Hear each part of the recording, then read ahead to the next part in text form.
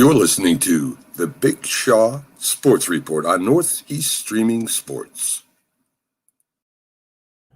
What's up, everybody, and welcome to today's podcast. I want to apologize. I'm a little bit under the weather, but the show must go on. I didn't want to come on this early, but it's been a while since I came on early. I've been at work. I've seen a lot of breaking news, so I was like, you know what? I'm going to do a show today. I have a lot of news written down, but we're going to get into some college scores right now, college basketball. But I will say this. Man, I feel sorry for Duke, but it's more teams than just Duke that pulled out of the tournament today. It was two other schools. I think it was two or three. But let's get you some games tonight that's going on today. Georgetown in the Big East tournament, they play Seton Hall. Now, Georgetown, I've been talking about Georgetown for a while, but not on the podcast, but to a few of my coworkers at work. Georgetown can be very scary at times. But, I don't know if they're going to make the tournament, but I hope so. If they make the tournament, they should make a good run in the tournament. I've been rooting for Georgetown for a while now. So I like what they got going on in Georgetown with Patrick Ewing. I know he had a crazy thing happen at the Madison Square Garden. A security guard asked him where, his ID was, a little badge, and he said, look at the Raptors. So, I mean, it shouldn't just had all that to happen. Just show the man your ID, your badge, just go on with your business. But everybody handle things differently. We know at the Madison Square Garden, they had a lot of things going on with Charles Oakley being disrespectful. They've been disrespectful to Charles Oakley. You got to think about it. These guys helped bring the Knicks to where they are today. So you know who Patrick Ewing is. You know who Charles Oakley is. My 11-year-old son even knows who Patrick Ewing and Charles Oakley is. He can tell you that they whole starting five when he was there. So it's no excuse. People try to do things to get the name out for themselves. I know the guy was doing a job, but everyone knows who Patrick Ewing is. I know he shouldn't have said, look up in the Raptors. We understand that, but hey, you know who the man is. Did he have the badge on? Yes, he did. Just show the badge and just leave it alone, because we know how people can get nowadays. They want to make a name for themselves, and he did it, I think, the right way. Just the man actually, your ID, just show him the ID. But that happens to a lot of, African American players, owners. People try to, make something for themselves. But I like Patrick Ewing. He's a great guy.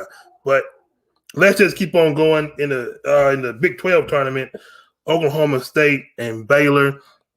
My other co-host on Unscripted, he thinks Baylor will be a great team. He thinks they can beat Gonzaga, and I don't think so. I don't think so for 1 minute. They're not going to beat them. I think Gonzaga, they're going to run up the floor against Baylor. So that's going to shut a lot of things up. I hope Gonzaga can get far. And if they do play Baylor, it's going to be a good game. But I can see Baylor winning that game. Not Baylor, I mean Gonzaga. Jay's in my head right now. I know he's talking about me because I told him I will talk about his Baylor Bears today. I don't like Baylor. I don't even like Dallas. I don't even know why they came out of his mouth yesterday. But he's a good guy. I give him a hard time. So let's just keep on going to some other games that got on tonight. But keep an eye on that Georgetown and Seton Hall game. And Rutgers and Illinois, that should be a good game also. I'm going for Rutgers because I don't like Illinois for some strange reason. I haven't yet figured it out, but soon I will. But I'm going for Rutgers. They're number 7. Illinois is number 2. That's in the Big Ten tournament. And the AAC tournament, Houston and Tulane. Then we get into some good games here. The SEC tournament, Missouri versus Arkansas. Arkansas is another good team to watch out for. LSU and Alabama as well. But and Tennessee, I'm more scared. I know I'm a Bama fan, so I'm going to leave Bama alone. I am more scared of Arkansas than any other team I just said, because Arkansas, they can play just as great as everybody else in the nation. So I'm looking, when the tournament starts, where would they be seated? So watch out for Arkansas. And we have Alcorn versus Buffalo. That's in the MAC tournament. And the WAC tournament is Grand Canyon versus Seattle. And the Pac-12 tournament, Oregon State versus Oregon. I'm going for Oregon in that game. I'm a big Ducks fan. I love their uniforms, and I love what they have going on up there in Oregon. And the ACC tournament, the North Carolina Tar Heels versus the Florida State Seminoles. That's going to be a good game. I don't have a pick for that game yet. I was late to get the picks for that game. The Big Ten tournament, Wisconsin and Iowa. Iowa has a lot of country-fed boys that can play. Don't overlook the Iowa Buckeyes. The Iowa Hawkeyes, I'm so sorry. I'm thinking about Ohio State. Iowa, I'm going to give Iowa the edge. I've seen Iowa play a lot of times. But Wisconsin, they're going to give them a fight. But when the tournament starts, the big tournament, I can see Iowa going pretty far. They can give somebody some fits. And the Big East tournament, Connecticut versus Creighton. I'm going with Connecticut in that game. The Southland tournament, ACU versus Lamar. I'm going with Lamar. And the Big West tournament, USCB versus UC Davis. I'm going with UC Davis. This game starts at 8 o'clock. And the SWAC tournament, number 4 Grambling State versus Prairie View. Well, look, I live here in the great state of Louisiana. I have a lot of friends that went to Grambling. I have a lot of friends that went to Southern. But I like Grambling in this game.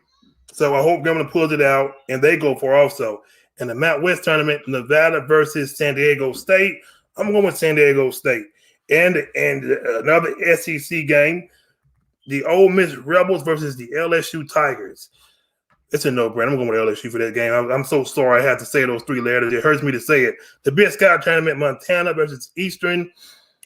WA, I'm going with Montana. And the ACC tournament, UCF versus Memphis, I'm going with UCF. In Pac-12, another game in the Pac-12. I'm almost done. Colorado versus USC. I'm going with USC for this game. And we're not going to get into tomorrow's game, but I will say this. Keep your eyes for this game for tomorrow. The Tennessee Vols versus the Alabama Crimson Tide. Watch out for that game. No, it's not football. It's basketball. Watch out for this game tomorrow. This game is at 12 o'clock. I'm going to miss. I'm going to be at work. So watch out for that game. So let's get into some news. While I have time, I have a lot of news, but I'm not going to be able to cover it all. If I do, then I do. First of all, Tom Brady has agreed to a deal with the Buccaneers. He will be locked in with the Bucs until the 2022 season. So what does that mean? That means more Super Bowls for Tampa Bay, and that saves them $19 million. So can the Buccaneers go back-to-back? It could happen. We've seen, crazier things happen in the NFL. So the Buccaneers, they can do it. They have the team to do it. Tom Brady done that for a reason, to keep those guys together. As long as he can keep that core of guys together, Tampa Bay will give teams fits next season. So watch out for the Buccaneers. And the Kansas Jayhawks, they are out of the NCAA tournament as well due to COVID-19. Virginia, they just pulled out a few minutes ago. They're done due to COVID-19. It's a lot of teams are starting to pull out due to the COVID-19. So what will the NCAA do? Will the tournament stay on, or will it be canceled altogether? So that's something that they're going to have to think about more over the next few days, next few weeks before the tournament gets here, because there's a lot of teams that are starting to pull out. So we have 2 already. So who's next? I'm sure within the next few days and weeks, more teams will start pulling out of the tournament because the coronavirus is something serious. You don't want to catch it. Cam Newton, he is back with the New England Patriots on a 1-year deal. I guess he's okay. But, far as Cam Newton come back to New England, I really think that he will start. I'm sure he will. And I'm really high on the Patriots getting Mac Jones from Alabama. And I think he will mentor Mac Jones. I really do think so. So Cam Newton, I'm sure he's going to do the best he can in New England and try to get them into the playoffs. But New England, they have the defense is back. Dante Hightower, led by him. Them guys are back. So with that defense coming back, can you get weapons around Cam Newton? Because I know they're not going to probably start, Mac Jones. The reason I'm saying Mac Jones because I'm telling you, I am very high on Mac Jones going to New England. I have a feeling it's a lot of Alabama players on that squad. So let's just keep on going. The Kansas City Chiefs is going to restructure Patrick Mahomes' contract. So you know what's crazy? Dak Prescott is making more than most top 5 quarterbacks. Isn't that crazy? That just make no sense to me. And another team is out of the NCAA tournament. North Carolina State, they're out. They're out of the tournament as well due to COVID-19. So it's 3 teams are out. 3 teams are out of the tournament. That's not a good look. So, again, what will the NCAA do about that? That's a big mess. It's getting bad. And let's go to a little bit of college football. They had 3 Tennessee ball players arrested on drug charges, but they want to get paid.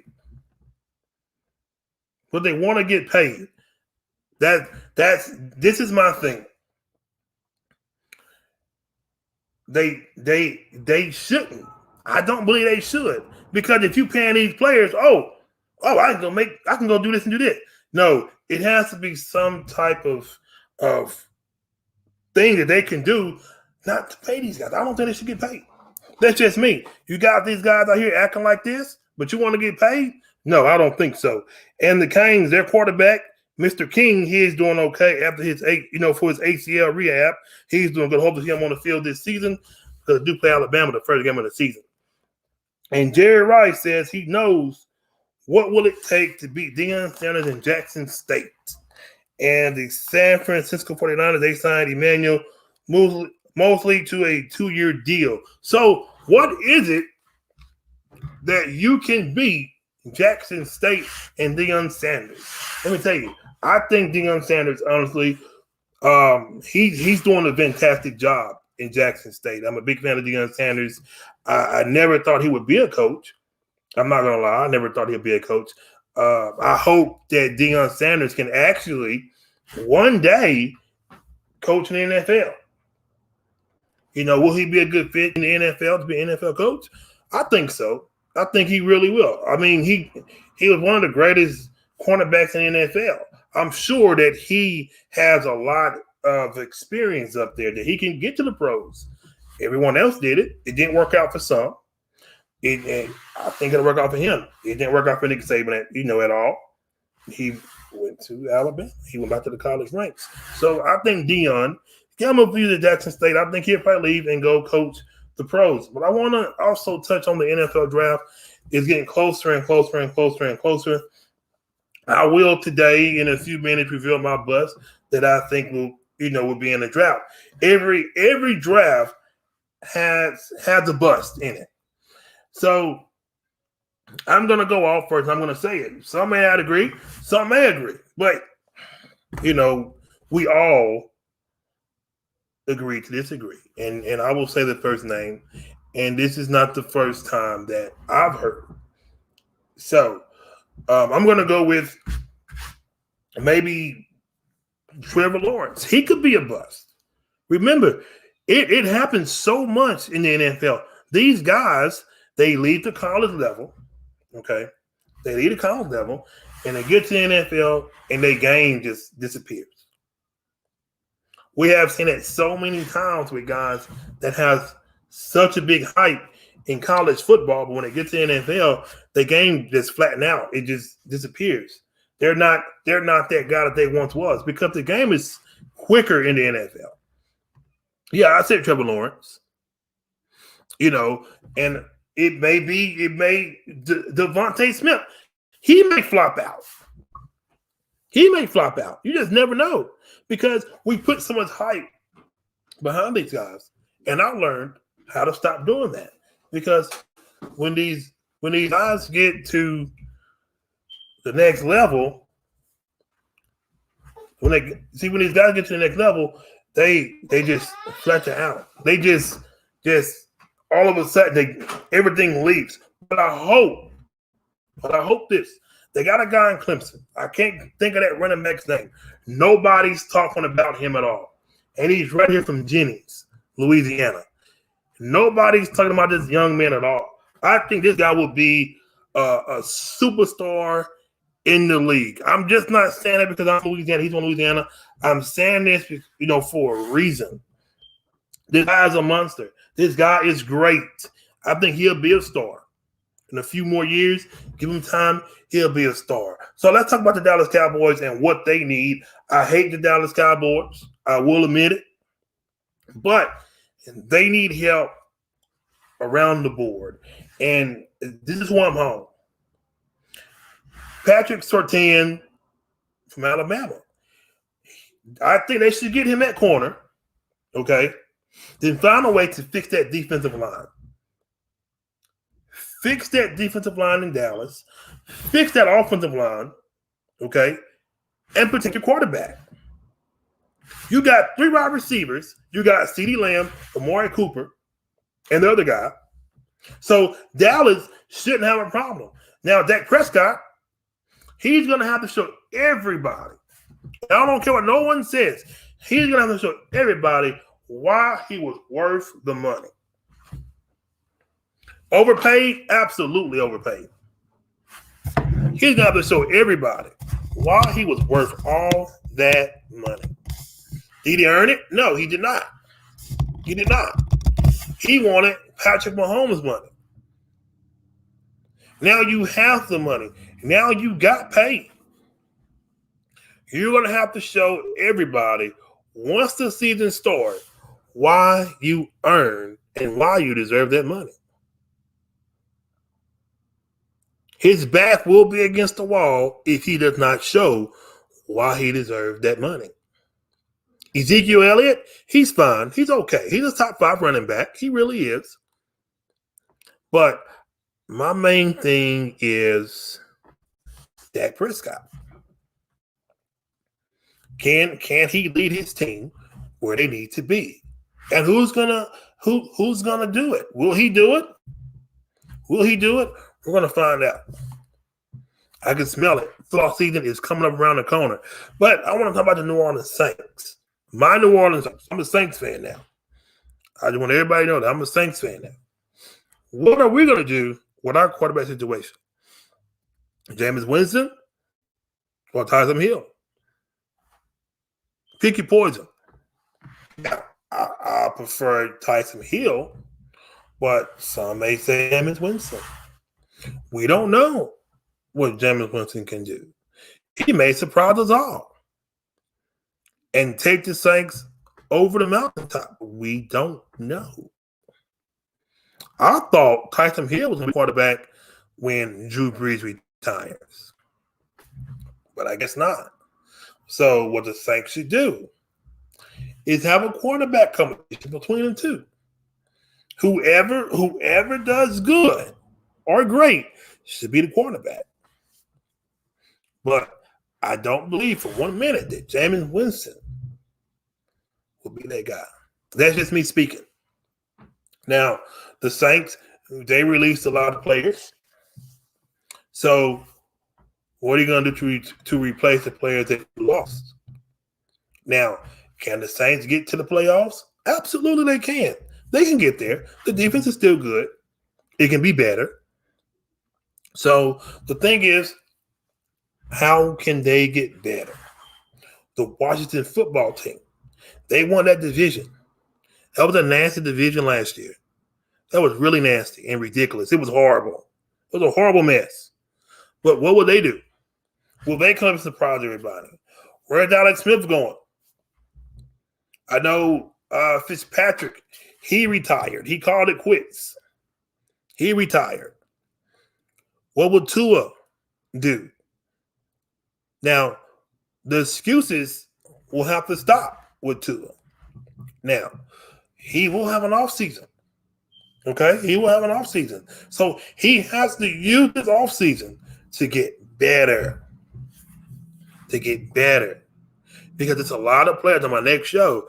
I will be doing an NFL show about the most busts on college teams Who has the most buzz on college teams?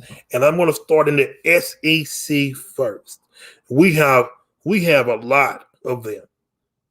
From Alabama to LSU to Florida, we have a lot of buzz that came from all these great top SEC powerhouses. And then I'm going to throw something in there. Who has the best stadium in the Pac-12? I'm going to do the SEC last. Who has the best stadium in the Pac-12? That's going to be for another show, but I'm getting short for time. But I will say this much before I go. Baseball season is getting close. I'm getting excited for a few reasons because I want to see the LA Dodgers do well. Again, I want to see them win it all. Again, I want to see Atlanta do good. I want to see the Padres. I want to see my Yankees wake up from the dead. I want to see the Boston Red Sox. I know I shouldn't have said that, but I want to see them do well also. But it's coming, folks. Baseball is coming. What do y'all think about the NBA? Blake Griffin going to the Brooklyn Nets. We spoke on it before. I'm gonna speak on it again. I don't really think it really means much with him going to Brooklyn because Brooklyn has the players that they need. They got DeAndre Jordan. He's not going to the bench for Blake Griffin. Blake Griffin was great at one time, but he's not that player anymore. I'm sorry. The Golden State Warriors, I know my co-host, a lot of you bash, matter of fact, about my co-host. Let me tell you, the Corona-19 is some very serious stuff. So, you to protect each other, you don't want to risk that chance. So that's why I make sure I keep his name front and center. I'll let everyone know. I keep his name front and center so you can see it to let you know that he's still a part of it. He's a busy man and he will always be a part of the show. If I make it and blow up like a hot air balloon, and guess what he's going to be? He's going to be right there. So I know the other day somebody sent me a message and said, will your co-host be on one day? I said, well, yes, absolutely. Absolutely. But not beside me because that coronavirus is very serious. It's deadly. It's some deadly stuff. So you want to try to be careful, not only for yourself, but for others that surround you. So you want to try to keep things to a minimum. And I want to speak one more thing about baseball before I go. Everything's wide open in Texas. Everything's wide open in Texas. So y'all be careful out there.